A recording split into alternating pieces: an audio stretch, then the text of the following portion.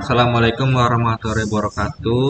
Nama saya Danang Prastio dengan NIM 2111102441203. Saya akan presentasi tentang tugas UAS teori pada keamanan komputer. Nah, ada beberapa tugas-tugas yang dibagikan di grup WhatsApp teori-teori itu. Jadi saya akan mengambil tentang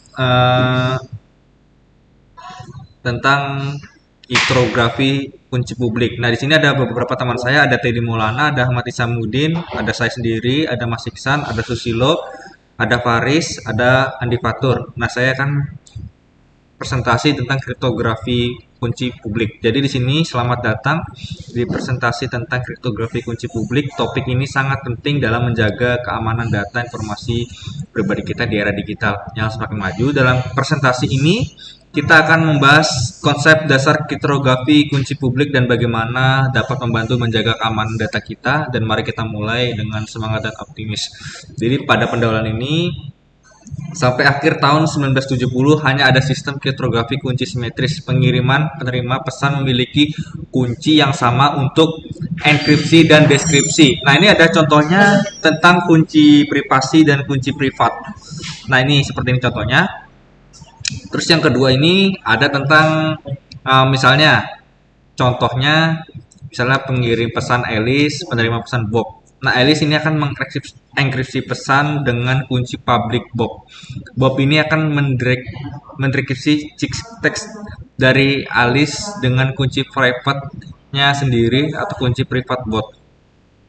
Nah, terus sebaliknya, Bob akan mengenkripsi pesan dengan kunci public Alice. Alice akan mendekripsi pesan dari Bob dengan kunci privat. Dengan mekanisme seperti ini tidak ada kebutuhan yang mengirim kunci rahasia seperti halnya pada sistem kriptografi kunci simetris. Kriptografi kunci publik disebut juga kriptografi kunci non-simetris. Nah, karena kunci enkripsi tidak sama dengan kunci deskripsi. Nah, ini seperti ini. Istilah publiknya muncul karena kunci enkripsi diumumkan kepada publik tidak rahasia, misalnya disimpan dalam repository yang bisa diakses oleh publik. Hanya kunci private yang rahasia hanya dimiliki kunci mengetahui kuncinya sendiri. Nah, ini makalah pertama perihal kriptografi ditulis oleh Waddell kiri dan Martin kanan pada tahun 1976. Keduanya adalah Stanford University, merupakan penemu kriptografi atau kunci publik. Nah, ini seperti ini contohnya. Ini yang keempat ada misalnya contoh ide kriptografi kunci mirip dengan mengirim pesan menggunakan kotak dengan kunci ini seperti ini. Misalnya contoh kriptografi. Terus misalnya Alice dan Bob berkirim surat dengan sistem kriptografi kunci publik, analoginya adalah seperti ini. Jadi bisa diketahui oleh kurir suratnya tersebut. Terus yang ini ada Alice pengirim kotak surat dengan gembok dengan keamanan terbuka. Bob kunci dipegang oleh Alice. Bob memasukkan surat ke dalam kotak lalu menekan gembok sehingga terkunci. Surat di dalam kotak sama dengan terenkripsi. Kotak di dalam gembok sama dengan kunci publik Alice.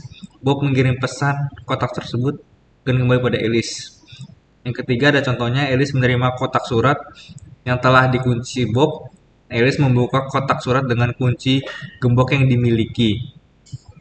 Kunci gembok sama dengan privatnya Alice. Kunci kita membuka kotak surat dengan kunci mendekripsi surat. Hal ini sama dilakukan Bob jika membalas atau mengirim surat pada Alice. Ini yang kelima ada namanya contoh seperti ini. Bob mengirim kotak surat dengan gembok dalam keadaan terbuka.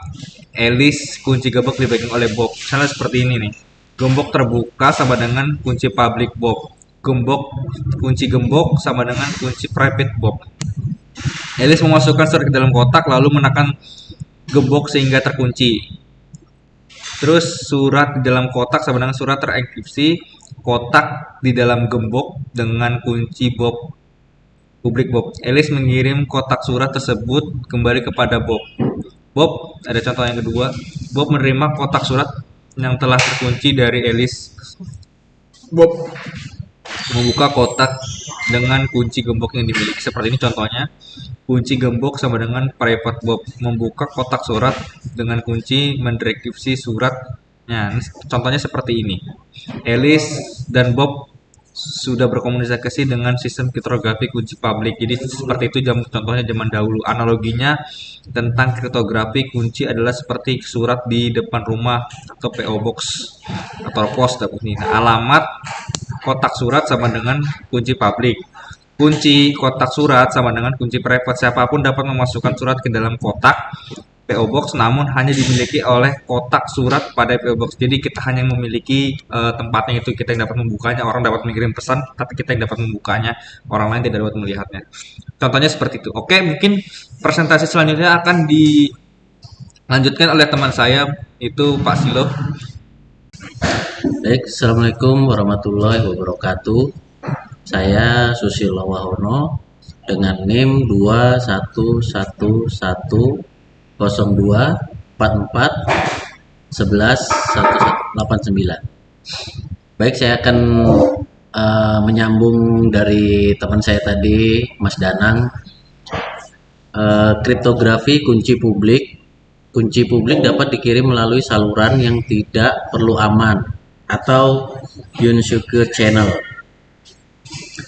Saluran yang tidak perlu aman ini mungkin sama dengan saluran yang digunakan untuk mengirim ciphertext. Pihak lawan atau kriptanalis dapat menyadap ciphertext dan kunci publik, tetapi tidak dapat mendeskripsi ciphertext karena ia tidak mengetahui kunci privat. Contoh gambarnya seperti di samping yang bisa dilihat. Dua keuntungan kriptografi kunci publik. Yang pertama, tidak diperlukan pengiriman kunci privat. Setiap orang memiliki kunci privat masing-masing. Jumlah kunci dapat ditekan. Setiap orang hanya perlu memiliki sepasang kunci saja, atau privat dan publik. Kunci publik orang lain dapat diketahui dari repositori publik. Selanjutnya, kriptografi kunci publik didasar pada fakta. Yang pertama, komputasi untuk enkripsi atau deskripsi pesan mudah dilakukan. Yang kedua, secara komputasi hampir tidak mungkin invisible. Menurut kunci privat bisa diketahui kunci publik. Algoritma kriptografi kunci publik didasarkan pada persoalan integer klasik sebagai berikut. Nah, berikut adalah contoh perhitungannya. Baik, saya lanjutkan kriptografi kunci publik. Yang kedua, logaritma distrik. Seperti temukan X sedemikian hingga AX dan seterusnya. Sulit dihitung.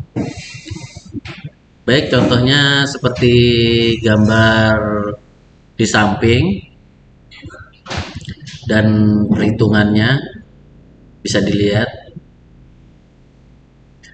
Saya lanjutkan. Kriptografi kunci publik, kelebihan dan kelemahan. Kelebihan kriptografi kunci simetri. Yang pertama, proses enkripsi atau deskripsi membutuhkan waktu yang singkat. Yang kedua, ukuran kunci simetri relatif pendek. Yang ketiga, autentikasi pengiriman pesan langsung diketahui dari ciphertext yang diterima, karena kunci hanya diketahui oleh pengirim dan penerima pesan saja. Kelemahannya, yang pertama, kunci sistem harus dikirim melalui saluran yang aman dan tidak sama dengan saluran untuk pengiriman pesan. Kedua entitas yang berkomunikasi harus menjaga kerahasiaan kunci ini.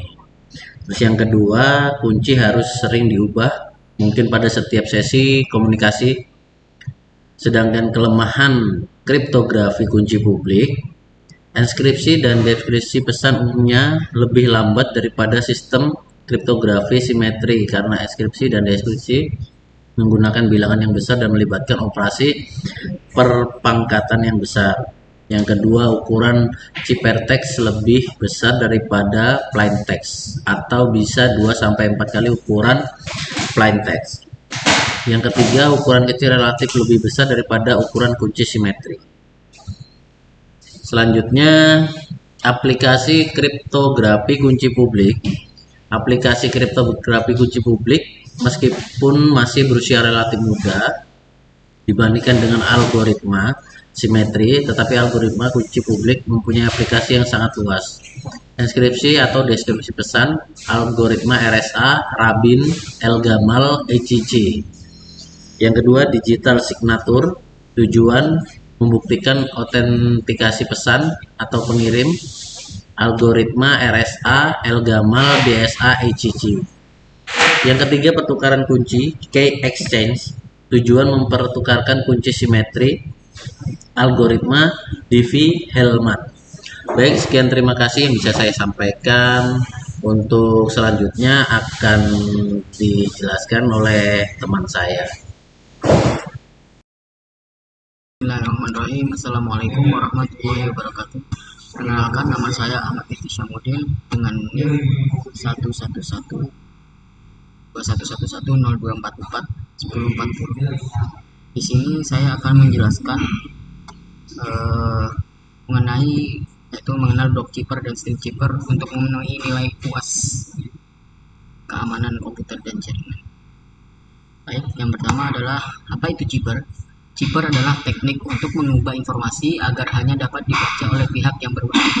Hal ini penting untuk menjaga kerahasiaan informasi, karena jika informasi tersebut jatuh ke tangan yang salah, maka dapat menimbulkan masalah yang besar. Contohnya ialah jika data kredit kartu Anda dicuri oleh seseorang, maka mereka dapat menggunakan informasi tersebut untuk melakukan transaksi yang tidak sah dengan uang Anda. Oleh karena itu, chipper sangat penting dalam dunia digital saat ini. Kemudian adalah block chipper dan atau versus stream chipper. Block chipper sendiri adalah block chipper dan stream chipper adalah dua jenis chipper yang digunakan dalam inskripsi data.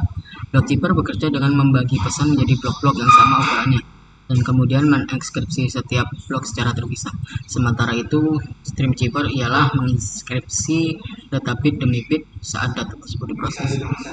Kelebihan dari block chipper sendiri adalah bahwa ia lebih aman dan sulit dipecahkan daripada stream chipper karena ia bekerja pada blok-blok data yang tetap. Namun kekurangan dari block chipper adalah bahwa ia membutuhkan lebih banyak waktu untuk menginskripsi data yang lebih besar. Di sisi lain, stream chipper lebih cepat dan efisien untuk menginskripsi data yang lebih besar, tapi kurang aman karena serangan dapat dilakukan pada bit-bit individu. Kemudian adalah cara kerja block chipper. Block chipper sendiri bekerja dengan membagi pesan yang menjadi blok-blok yang sama ukurannya dan kemudian mengekskripsi setiap blok secara terpisah. Setiap blok diinskripsi dengan menggunakan algoritma kunci tertentu yang hanya diketahui oleh pihak yang berwenang. Contohnya ialah DES, yaitu Data Encryption Standard, dan AES, Advanced Encryption Standard, adalah dua algoritma block chipper yang digunakan secara luas untuk mengamankan data.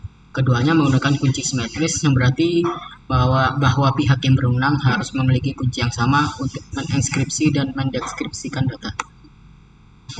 Cara kerja stream chipper adalah dengan menginskripsi data bit demi bit saat data tersebut diproses.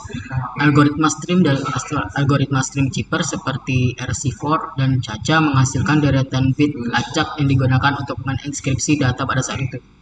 Keuntungan dari stream chipper sendiri adalah bahwa ia lebih cepat dan efisien untuk mengekskripsi data yang lebih besar dibandingkan dengan block chipper. Namun kelemahan dari stream chipper sendiri adalah bahwa serangan dapat dilakukan pada bit-bit individu sehingga kurang aman daripada block chipper.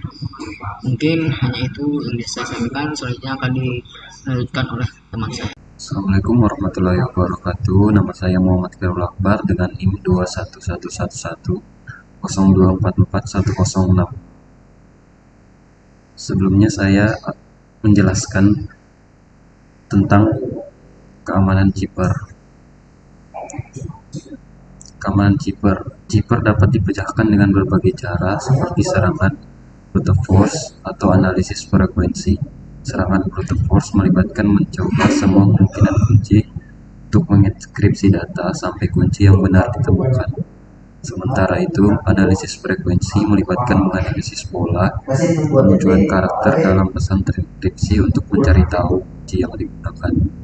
Untuk meningkatkan keamanan data yang dienkripsi, penting untuk menggunakan kunci yang kuat dan kompleks serta mengganti kunci secara berkala. Selain itu, menggunakan algoritma Cipher yang lebih aman dan sulit dipecahkan juga dapat membantu meningkatkan keamanan data. Contoh penggunaan Cipher. Cipher digunakan dalam banyak aspek kehidupan sehari-hari untuk menjaga kerahasiaan informasi. Contohnya, ketika Anda melakukan transaksi perbankan online, data Anda dienkripsi menggunakan Cipher untuk mencegah pencurian identitas atau pencurian kartu kredit. Selain itu, Cipher juga digunakan dalam komunikasi militer dan pemerintahan untuk menjaga kerahasiaan dokumen rahasia. Bahkan aplikasi pesan instan seperti WhatsApp dan Telegram menggunakan Cipher untuk mengamankan pesan yang dikirim antar pengguna. Sekian, terima kasih. Bismillahirrahmanirrahim. Assalamualaikum warahmatullahi wabarakatuh. Perkenalkan, nama saya Ihsanul Fahmi. Di sini saya akan menjelaskan sejarah kriptografi, yaitu teknik pengamanan data.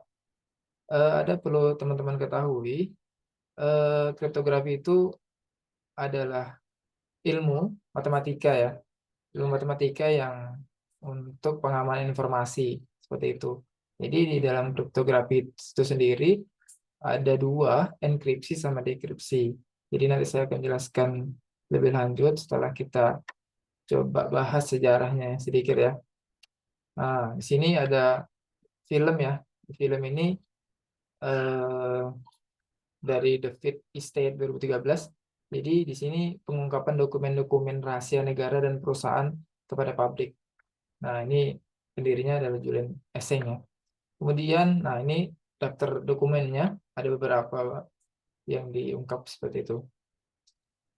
Kemudian ada pada kasus BLBI juga. Nah, ini dugaan suap ya, 6 miliar, banyak sekali.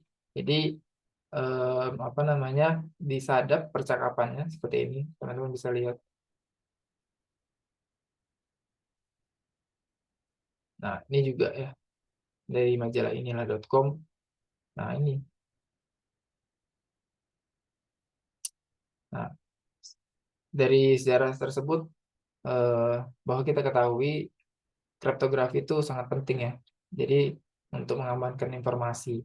Nah, yang pernah saya sebutkan tadi sebelumnya, jadi konsepnya kriptografi itu ada dua ya. Ada konsepnya ada dua, enkripsi sama dekripsi. Jadi, nah ini ya.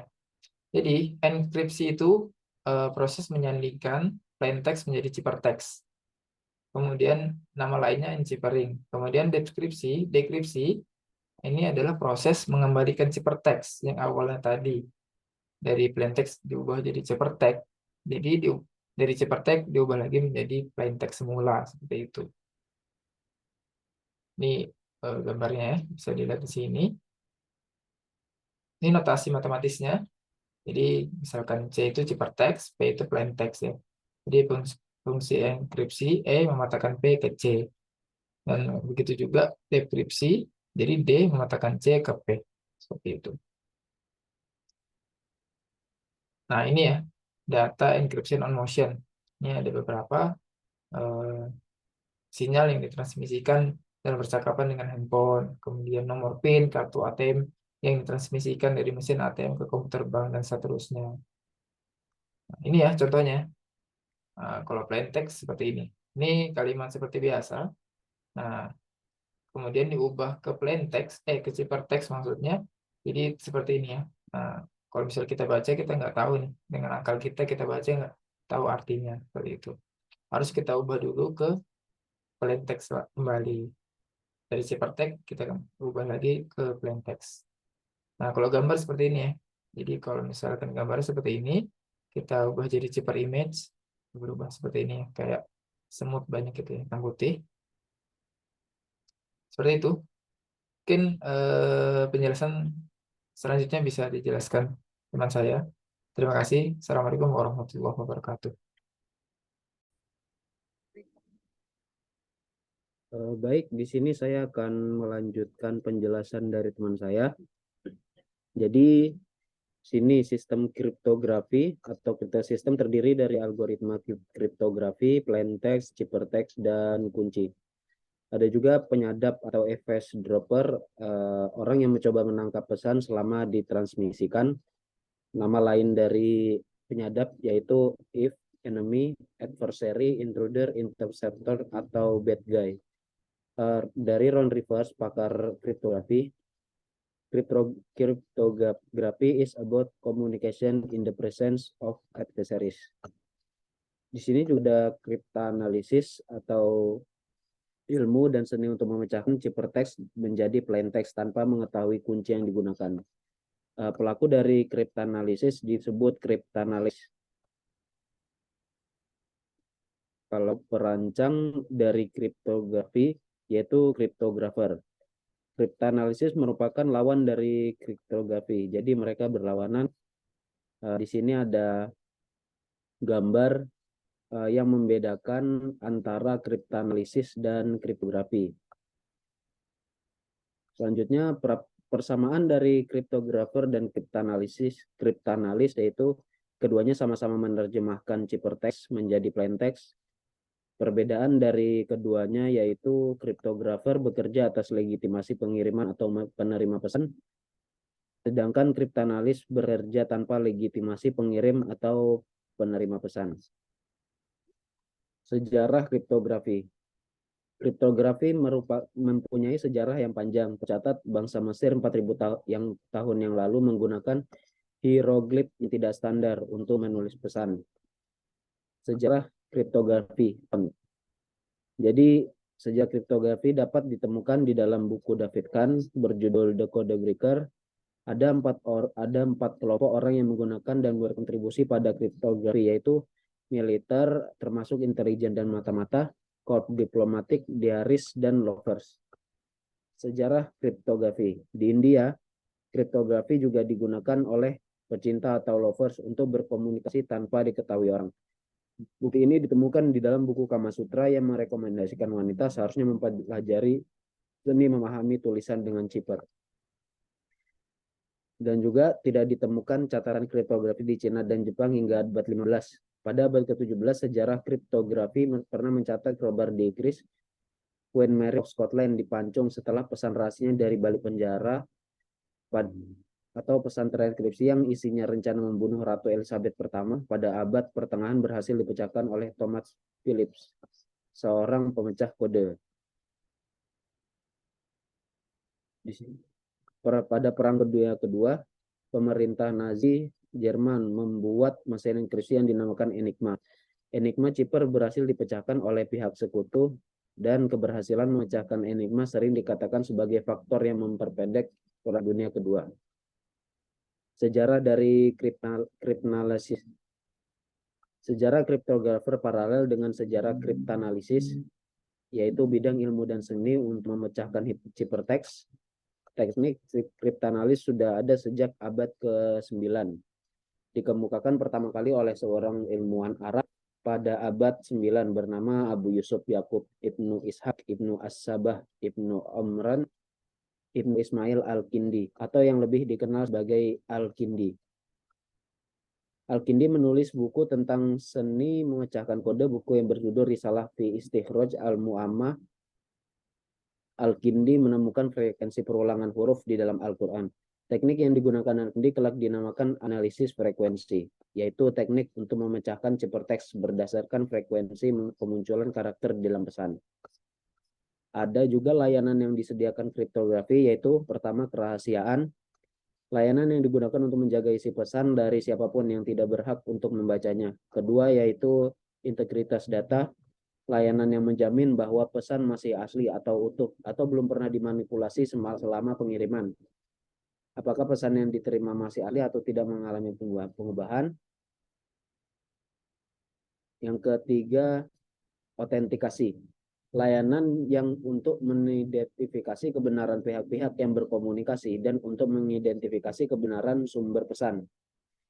Keempat, ada penyangkalan, yaitu layanan untuk mencegah entitas yang berkomunikasi melakukan penyangkalan, yaitu pengirim pesan menyangkal melakukan pengiriman atau penerima pesan menyangkal telah menerima pesan.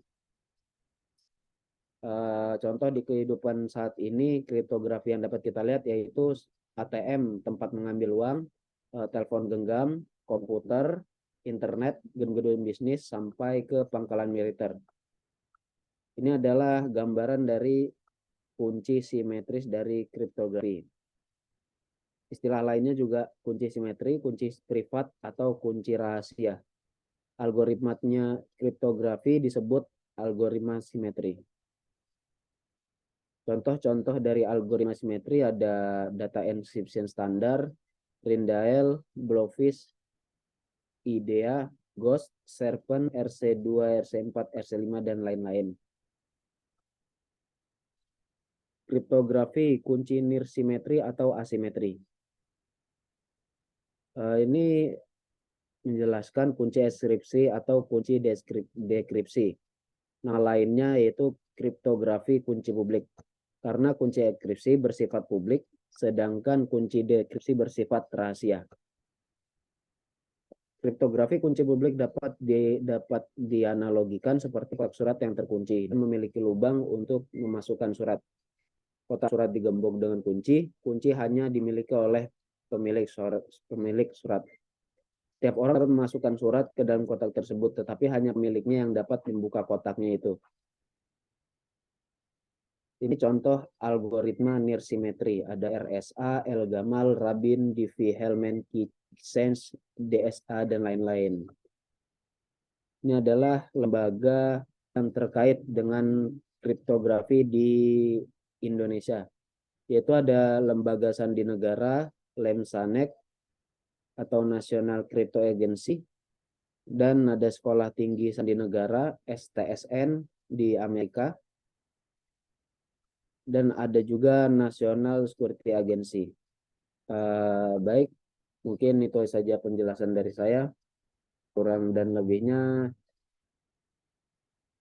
mohon maaf. Akhir kata, Assalamualaikum warahmatullahi wabarakatuh. Bismillahirrahmanirrahim. Assalamualaikum warahmatullahi wabarakatuh.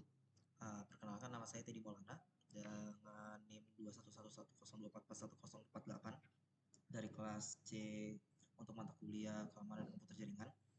Pada malam hari ini saya ingin mempresentasikan atau ingin menjelaskan modul mengenai intrusion detection system, atau kalau kita lebih anggapnya ya port entry dan juga honeypot. Lalu di sini sebenarnya kita memahami dasarnya ya dari port entry dan juga memahami dasar dari honeypot. Karena firewall saja tidak cukup, tidak semua akses melalui firewall. Ada beberapa aplikasi yang memang diloloskan oleh firewall, yaitu web, email, dan lain-lainnya. Tidak semua juga ancaman berasal dari luar firewall, tapi dari dalam jaringan kita sendiri. Firewall kadang merupakan objek serangan, dan juga pada aplikasi sebagai pelengkap firewall itu bisa mendeteksi ancaman yang tidak bisa diproteksi oleh firewall. Lalu untuk pengertian dari IDS sendiri, itu kepanjangan dari intrusion detection system yang mendeteksi dan merespon adanya intrusion yang dilakukan oleh intruder. Pendeteksian ini bisa dilakukan sebelum, selama, dan sesudah kejadian. Itu sebelum itu bisa melakukan tindakan pencegahan, selama bisa diputuskan untuk diblok dengan alarm, lalu setelah itu bisa melihat akibat yang ditimbulkan. Lalu IDS mengumpulkan info dari berbagai sistem dan source network, kemudian melakukan analisa terhadap info tersebut sesuai dengan rule yang telah ditetapkan. Secara pengertian IDS-nya, titik bisa dikatakan intrusion itu kegiatan yang bersifat anomali, incorrect, dan inappropriate yang terjadi di jaringan atau di host. Ya, klarifikasinya seperti attempt break-ins, masquerade attack, penetration of security control system, leakage, denial of service, dan juga malicious use. Anomalinya traffic atau aktivitas yang tidak sesuai dengan polisi. Lalu intrusion detection adalah proses notifikasi ketika seseorang ingin masuk ke dalam sebuah sistem. Kategorinya disebut intrusion detection system atau IDS. Port entry oleh Psionic melihat port network ketika paket melakukan port scan. Tools yang lebih kompleks dari port entry adalah Linux IDS atau LIDS yang dapat merubah Linux kernel. Penggunaan software intrusion detection.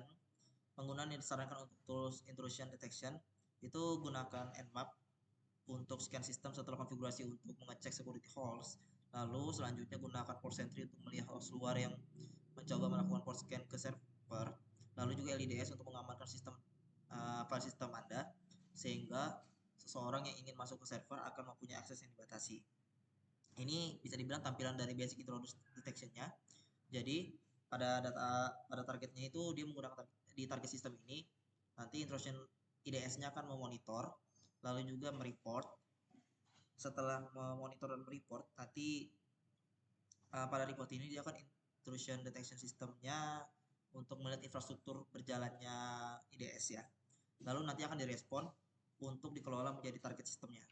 Dan intrusion ini akan kembali lagi ke IDS awalnya. Contohnya seperti IDS ini port pelabuhan, sentrinya penjaga. Port sentry adalah sebuah perangkat lunak yang dirancang untuk mendeteksi adanya port scanning dan merespon secara aktif jika ada port scanning secara real time.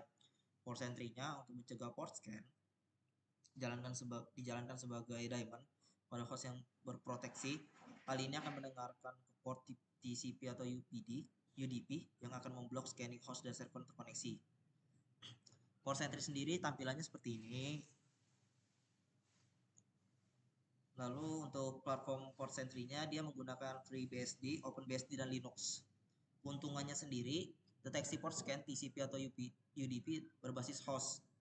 Base yang mengaktifkan sistem pertahanan, deteksi scan, bereaksi ke port scan dengan memblok host internal state engine untuk mengingat host yang terkoneksi sebelumnya. Semua kejadian akan disimpan ke dalam syslog. Kekurangannya sendiri, port sentry dibinding ke port sehingga diperlukan pengecekan menyeluruh, tidak dapat mendeteksi spoofing.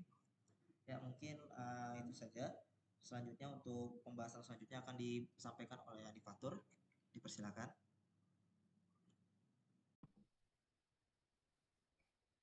Bismillahirrahmanirrahim. Assalamualaikum warahmatullahi wabarakatuh. Perkenalkan, nama saya Andi Muhammad Rahman. Di sini saya akan melanjutkan presentasi dari teman saya yang tadi sudah dibacakan dari slide 1 sampai dengan slide 16. Kemudian di sini saya melanjutkan dari slide 17 sampai dengan slide ke-31.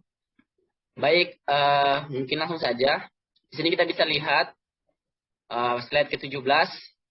Di sini dijelaskan bahwa di mana port sentry diletakkan. Nah, di sini ada 2 poin. Yang pertama ada di belakang firewall, yang kedua ada di belakang tiap host yang dilindungi. Kemudian selanjutnya ini adalah peta EPIS Secure Network. Ya, teman-teman bisa lihat gambarnya. Kemudian ada juga fitur port sentry. Ini mendeteksi scan, melakukan aksi terhadap host yang melakukan pelanggaran, dan meng-email admin sistem bila diintegrasikan dengan log check atau log sentry. Kemudian ada aksi yang dilakukan port sentry. Yang pertama ada stealth setting. Kedua ada melogging semua pelanggaran di syslog dan mengindikasikan nama sistem, waktu serangan IP mesin penyerang, TCP atau UDP port tempat serangan dilakukan. Kemudian menambahkan entry untuk penyerang di etc host.deny dan mengeblok semua akses ke sistem berbasis iptables atau TCP wrapper. Kemudian ada file konfigurasi port sentry. Di sini file atau etc atau port sentry _portsentry.conf merupakan konfigurasi utama port sentry. Di sini secara bertahap di set port mana saja yang perlu dimonitor, respon apa yang harus dilakukan ke mesin yang melakukan port scan. Mekanismenya menghilangkan mesin dari routing table, masukkan ke host.deny. Kemudian ada file etc default port sentry. Set mode deteksi yang dilakukan port sentry, semakin baik mode deteksi yang dipilih, maka advanced stealth TCP UP scanning, biasanya port sentry akan semakin sensitif dan semakin rewel karena sedikit-sedikit akan memblokir mesin. Kemudian ada file _etc _port sentry.ignore adalah berisikan IP address yang perlu diabaikan. Kemudian menjalankan port sentry, di sini ada beberapa tulisan atau beberapa rumus. Pertama ada user _bin _port sentry, dan yang kedua etc init.d port sentry start. Kemudian ini ada port UDP-nya, TCP-nya, SUDP-nya, STCP, AUDP, dan ATCP.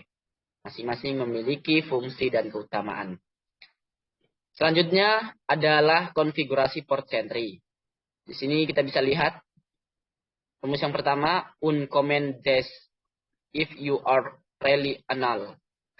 Sini ada TCP portnya ada 1, 7, 9, 11, 15, 70, 78 sampai dengan 3455 titik dan seterusnya.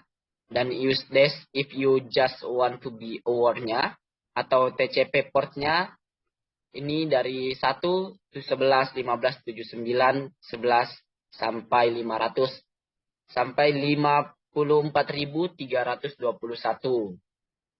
Dan yang terakhir ada use dash for just bare bones atau TCP ports ada 1, 11, 15, 110, 111, 143 sampai dengan 54.321. Dan di sini ada blocking host.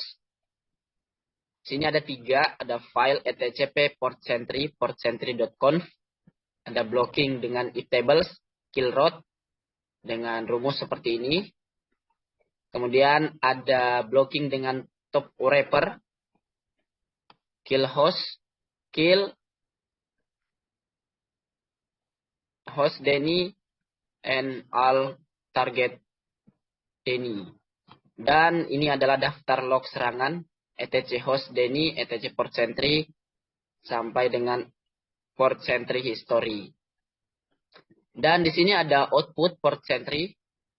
Kita bisa lihat SEP 1901 50 19 tracker port sentry 129 dengan attack color host 192 168.0.1 has been blocked.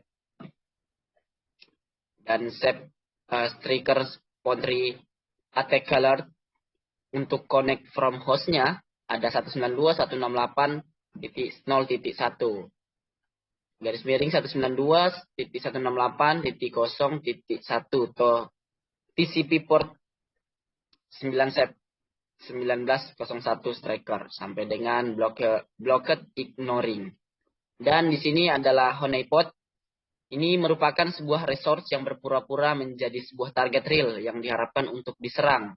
Tujuan utamanya yang pertama adalah membelokkan attacker dari serangan ke produktif sistem. Kemudian yang kedua mendapatkan informasi tentang jenis-jenis serangan dan penyerangan. Di sini juga penempatan honeypotnya, yaitu penempatan secara tidak langsung antara firewall dan internet.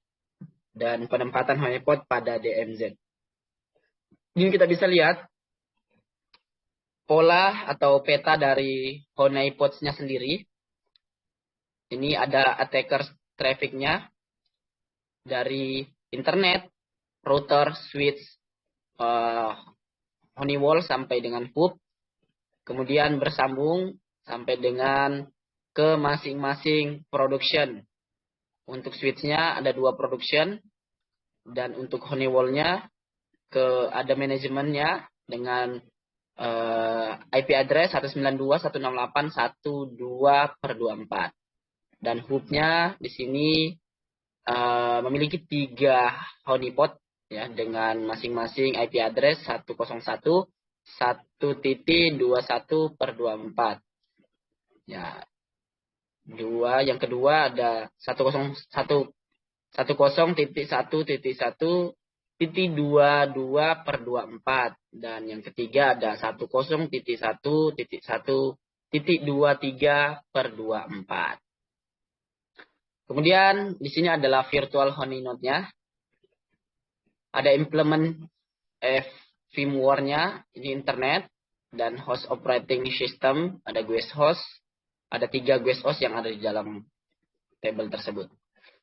Kemudian ada tipe honeypot, high interaction honeypot, adalah sistem yang mengoperasikan sistem operasi penuh, sehingga penyerang akan melihatnya sebagai sebuah sistem operasi atau host yang siap untuk dieksploitasi. Kemudian yang kedua adalah low interaction honeypot, yaitu mensimulasikan sebuah sistem operasi dengan service tertentu, misalnya SSH, HTTP, dan FTP, atau dengan kata lain sistem yang bukan merupakan sistem operasi secara keseluruhan, service yang berjalan tidak bisa dieksploitasi untuk mendapatkan akses penuh terhadap honeypot. Dan yang terakhir di sini adalah tujuan honeypotnya sendiri. Sini ada 10 poin-poin yang perlu kita ketahui. Yang pertama adalah early detection atau deteksi awal, ya. Deteksi awalnya seperti apa? Kemudian yang kedua adalah pendeteksian ancaman baru. Ketiga yaitu mengenal si attacker atau know your enemy. Kamu harus mengetahui musuhmu. Kemudian kita harus menyelamatkan sistem. Dan yang selanjutnya ada mengacaukan pola pikir attacker. Ya, kita mengacaukan pola pikir attacker, kita bawa mereka ke beberapa fungsi yang tidak, kita bawa mereka ke beberapa sistem yang tidak berfungsi. Kemudian ini adalah membangun pertahanan. Ya, setelah kita ketahui celahnya di mana, kita langsung melakukan perbaikan atau membangun pertahanan. Dan yang terakhir adalah mencegah proses hacking. Mencegah proses hacking ini agar sekiranya security kita, salah satunya adalah memperbaiki security atau memperkuat security keamanan di dalam honeypot kita sendiri. Oke, mungkin itu aja yang dapat kami sampaikan. Kurang lebihnya kami mohon maaf. Assalamualaikum warahmatullahi wabarakatuh.